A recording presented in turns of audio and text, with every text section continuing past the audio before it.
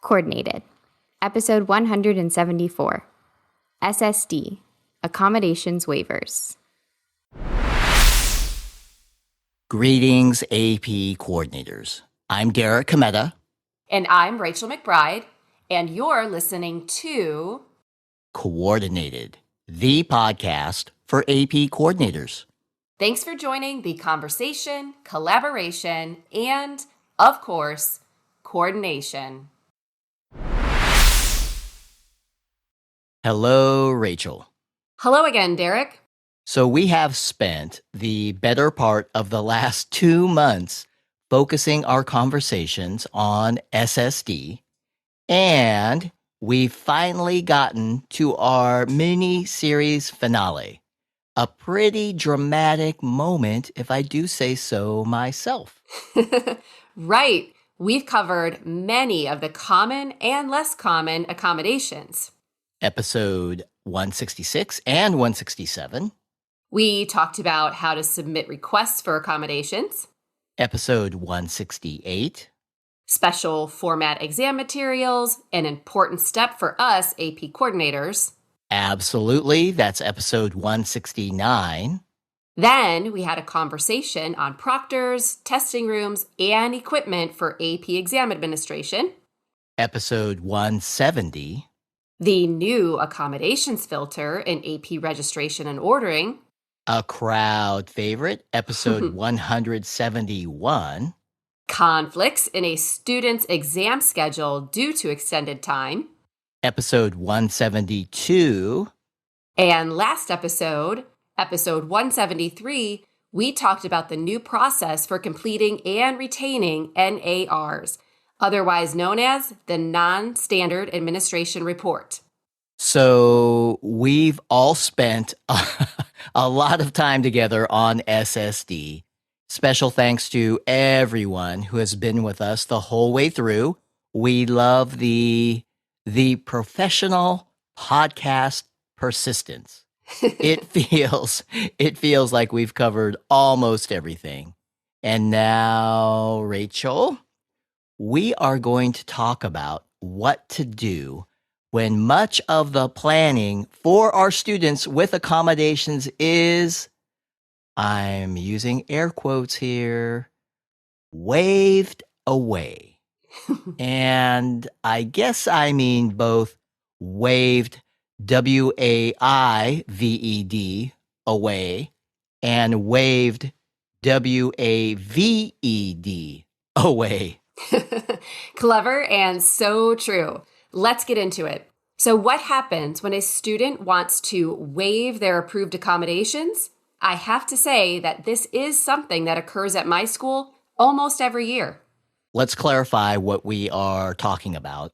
Students with approved accommodations may decide that they do not want to use their accommodations during testing. And if so, there is a process that should be followed. Right. Keeping track of accommodations can be a challenge in the first place, and when students decide to waive their accommodations, well, that adds another layer. And that's not all. Students can also waive their accommodations for one exam while keeping their accommodations for another. A process for keeping track of which accommodations are being used and which have been waived can be helpful. In fact, I'd say it's a must. Okay, please expand on that a bit. Or maybe I should say, please extend on that. Could we have 50% more explanation, please? Well, whether or not students use their approved accommodations can impact many things. It can impact the number of proctors and testing rooms. It can also impact the equipment for some exams. It can impact whether or not I order special format exam materials. Derek, it can impact a lot of things for me, but it's not all about me. Right. More importantly, waiving an approved accommodation is a big decision for the student. It can definitely impact the student on exam day. It's a decision that should not be taken lightly by any party, the student, parents, and the school. And the school includes the AP teachers, counselors, SSD coordinator, and of course, the AP coordinator. So here's how the process works. It's a short but important to do. If a student under age 18 wants to forego College Board approved accommodations on AP exams, before exam day, schools should obtain a signed statement from the student's parent or guardian acknowledging this waiver. If the student is over 18, the student must sign a statement agreeing to the waiver of accommodations. Now, that said, many schools still require the parent or guardian to approve as well. Now, including the parent or guardian for students over 18 is a local decision. Either way, a statement waiving accommodations should be kept on file at the school. And for future reference, everything that we just shared can be found in My Best Friend, the AP Coordinator's Manual, Part 2. Speaking of best, any best practices to share? Absolutely. I'm all about the best practices. So first, I recommend communicating with students well in advance to confirm the student will be using their accommodations. This can impact the number of proctors and testing rooms, as we've already mentioned, and I want to know this as early as possible. Second, this is just something I do at my school. It's not an AP program policy. I also inform students and parents that they cannot change their minds within a week of the exam.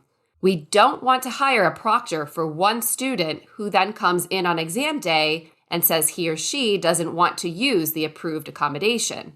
Thank you for sharing. Those are some good lessons learned through experience. And I think that takes us to our episode summary.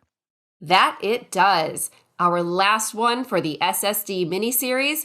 I hope it's a good one. No pressure, Derek. Right. No pressure. 1. Students may choose to waive their approved testing accommodations. 2. Students may choose to waive their accommodations by exam, meaning they may keep their accommodations for one exam and waive their accommodations for another.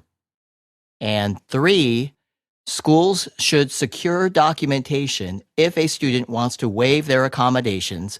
Parent or guardian approval is required if the student is under 18 years of age. How was that for a summary? Good stuff. I'll give you a thumbs up emoji. And now, you mentioned the word waive in your last summary point. And speaking of waivers, it's time to wave, W-A-V-E, wave goodbye to our SSD miniseries. It's been fun and, well, can I say the conversation has been quite extended? It has been an extended conversation for sure. At least 50% longer than most, probably closer to 100%. So as we wave goodbye to our SSD mini-series, we also say hello to the start of AP exam administration. It's almost here. Rachel and I will be back next episode for some final thoughts and best practices. Please don't miss it. We'll talk with you soon.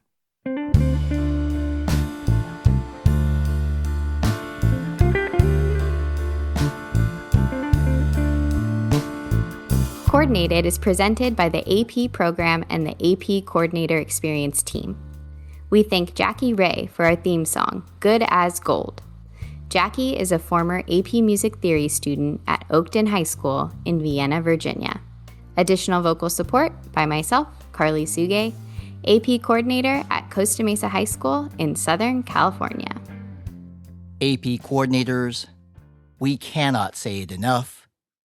Thank you, thank you, thank you. We appreciate you, and for all your support of AP students, You are truly good as gold.